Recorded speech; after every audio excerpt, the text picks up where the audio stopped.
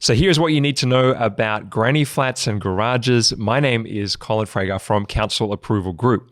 And the things that I share with you today are really coming from the Ultimate Guide in Achieving Council Approval. This is a magazine which we love to send out to you, full of tips and tricks on getting council approval, on garages for granny flats, on everything to do with granny flats. Make sure you grab your copy. But I'd like to just pull out a few key tips for you here.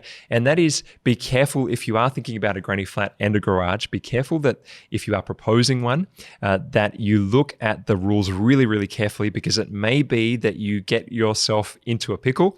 And as did, I was reading a court case which went all the way to the Supreme Court, where the person who built a granny flat, they hadn't done the application process properly.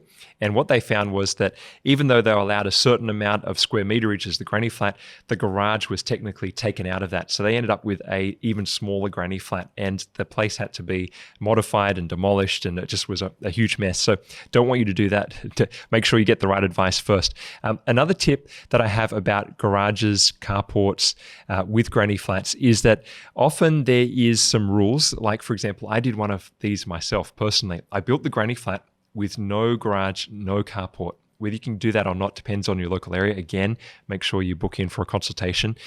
But depending on what you can do, what I did, I built the granny flat first, no car accommodation. But I realized that the tenants wanted this car accommodation. It would boost my rental income. So then I went and built without approval, which didn't need approval because I got the right advice. I then went and built a carport afterwards, which made the whole process a lot easier. I highly recommend, if you haven't already, to book in a consultation with one of our team.